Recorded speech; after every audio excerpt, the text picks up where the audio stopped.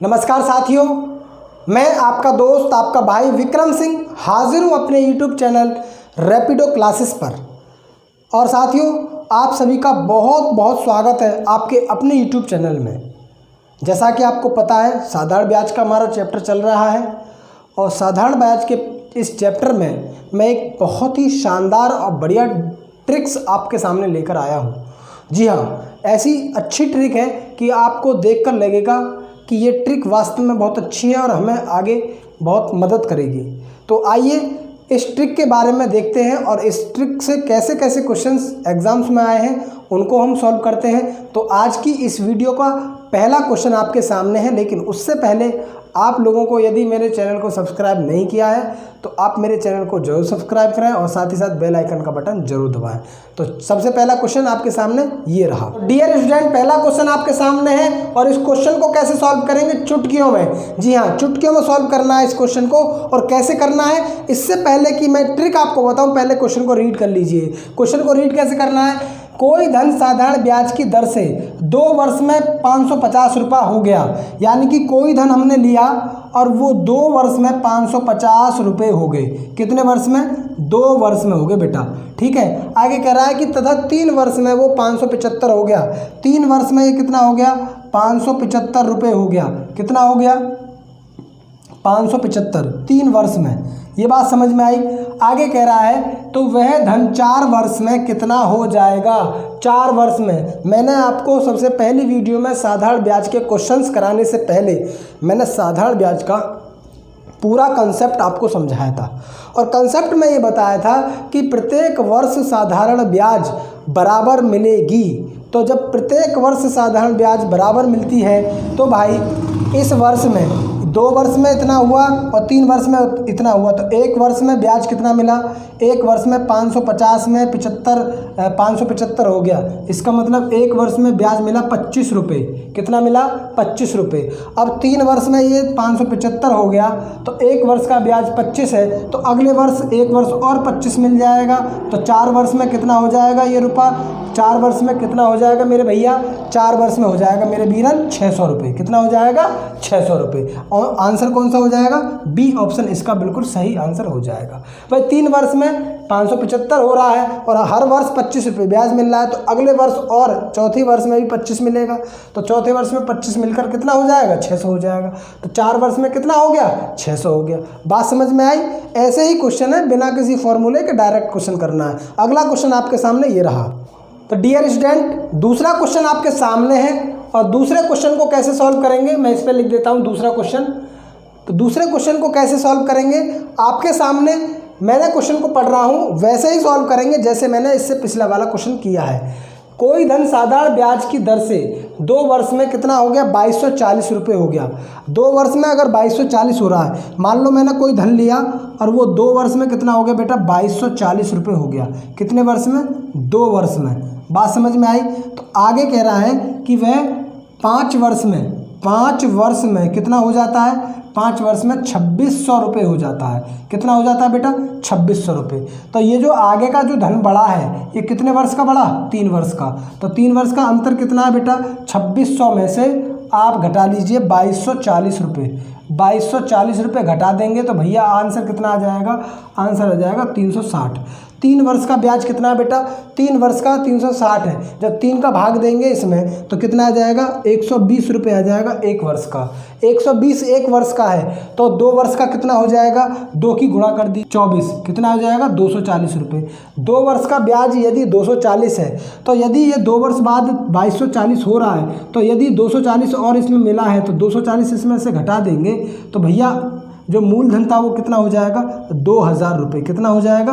2000 रुपये। 2240 में से 240 ब्याज के हैं, 2 वर्ष के, उन्हें घटा देंगे तो मूलधन निकल के आ जाएगा 2000 रुपये। आंसर क्या हो जाएगा? बी ऑप्शन इसका बिल्कुल सही और राइट आंसर होगा। बात समझ में आई? चलिए तीसरा क्वेश्चन आपके सामने। प्यारे साथियों, तीसरा क्वेश्चन आपके सामने है। एक बेहतरीन सा क्वेश्चन है, पिछली बार एसएससी में आया हुआ है। चलिए क्वेश्चन को सॉल्व करते हैं। क्वेश्चन ये कह रहा है कि कोई धनराशि साधारण ब्याज की दर से 2 वर्ष में 720 रुपये हो जाती है। ठीक है, आगे कह रहा है 5 वर्षों में, 5 और अधिक वर्षों में 1020 रुपये हो जाता है, तो वह धनराशि क्या होगी। तो भाई मैंने बताया आपको, मैंने कोई धनराशि ली और 2 वर्षों में 720 रुपये हो गई। ये बात समझ में आई। 2 वर्ष में कह रहा है कि 5 वर्ष और अधिक में, तो यहाँ से 5 वर्ष लगाएंगे और अधिक में, तो 5 वर्ष और अधिक में वो कितना हो गया, 1020 रुपये हो गया मेरे भैया, 1020 रुपये। तो भाई ये 5 वर्ष में कितना बढ़ा, इसका डिफरेंस निकाल लेंगे। 1020 में 720 घटा दीजिए, 0 0 300, कितना 3 वर्ष का जो ब्याज इसमें मिला है, ऐड हुआ है, वो 300 रुपये हुआ है। 5 वर्ष का ब्याज कितना हुआ है, 300 रुपये हुआ है। तो 5 का भाग दे देंगे, तो 5 छिक्के 30, कितना आ जाएगा, 60 रुपये 1 वर्ष का ब्याज हो जाएगा। कितना हो जाएगा, 60 रुपये 1 वर्ष का ब्याज। तो आपको 2 वर्ष का ब्याज निकालना है, तो 2 वर्ष का ब्याज कितना होगा 60 के हिसाब से, 60 दूनी 120, 120 ब्याज हो जाएगा, 120 ब्याज हो जाएगा। तो भैया 120 इसमें से घटा देंगे तो आंसर कितना हो जाएगा, आंसर हो जाएगा मेरे भैया 600 रुपये। तो मूलधन क्या हो जाएगा, 600। बी ऑप्शन इसका बिल्कुल सही और राइट आंसर होगा। बी ऑप्शन इसका क्या होगा, बिल्कुल सही ऑप्शन होगा। चलिए अगला क्वेश्चन देखते हैं इसी प्रकार का। तो प्यारे साथियों, क्वेश्चन नंबर 4 आपके सामने है और कैसे सॉल्व करना है इसको आप एक बार देख लीजिए और एक बार समझ लीजिए। क्वेश्चन को सबसे पहले रीड करेंगे कि कोई धनराशि साधारण ब्याज की दर पर 5 वर्षों में 520 रुपये हो गई। तो कोई धन मैंने लिया और ये 5 वर्ष में कितना हो गया, 520 रुपये हो गया। कह रहा है कि 5 वर्षों में 520 हुआ है और 7 वर्षों में 568, 7 वर्ष में कितना हो गया बेटा, 568 रुपये हो गया। ठीक, 568।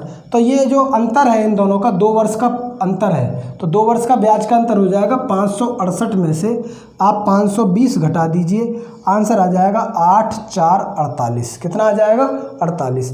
2 वर्ष का ब्याज जो है 48 रुपये ऐड हुआ इसमें, क्योंकि 520 में कितना बढ़ा, 568, 48 जुड़कर, तो 2 का भाग दे देंगे तो 1 वर्ष का ब्याज आ जाएगा कितना, 24। कितना हो जाएगा बेटा, 24।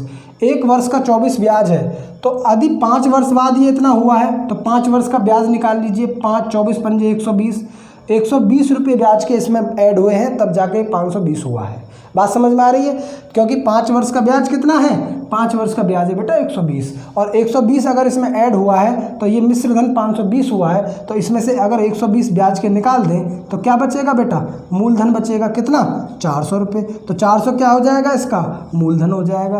वह धनराशि क्या होगी, 400 रुपये होगी। बात समझ में आई। चलिए अगला क्वेश्चन इसी बात पे, अगला क्वेश्चन लास्ट इस वीडियो का आपके सामने है। तो प्यारे साथियों, डियर स्टूडेंट, आपका लास्ट क्वेश्चन आज की वीडियो का आपके सामने है। बहुत इत्मीनान से समझ लीजिए कैसे करना है।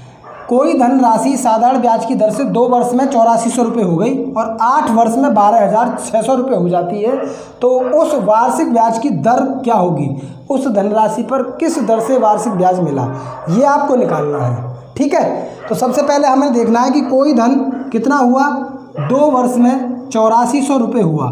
ठीक है, और 8 वर्ष में कितना हो गया, 8 वर्ष में 12600 हो गया, 8 वर्ष में 12600 हो गया।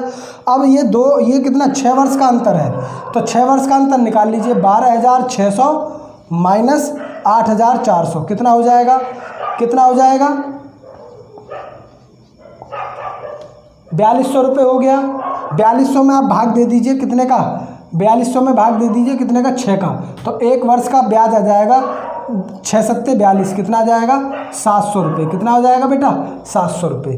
तो 1 वर्ष का ब्याज आ गया 700 रुपये, तो 2 वर्ष का ब्याज कितना हो जाएगा, 1400 रुपये। तो 1400 इसमें से घटा देंगे तो मूलधन कितना निकल के आएगा, 0007। कितना हो जाएगा मूलधन, 7000 हो जाएगा। जब मूलधन 7000 हो जाएगा तो ब्याज किस पर मिलती है, ब्याज मिलती है मूलधन पर। तो ब्याज दर निकालेंगे तो 1 वर्ष का ब्याज 700 और मूलधन है आपका 7000, मल्टीप्लाई कर देंगे बेटा 100 से। कितना हो जाएगा, 0 से 0 खत्म, कितना हो जाएगा, 10% आ जाएगा। कितना आ जाएगा, 10% आ जाएगा। सी ऑप्शन इसका बिल्कुल सही आंसर हो जाएगा। ठीक है, तो मिलते हैं अगली वीडियो में, तब तक के लिए जय हिंद जय भारत।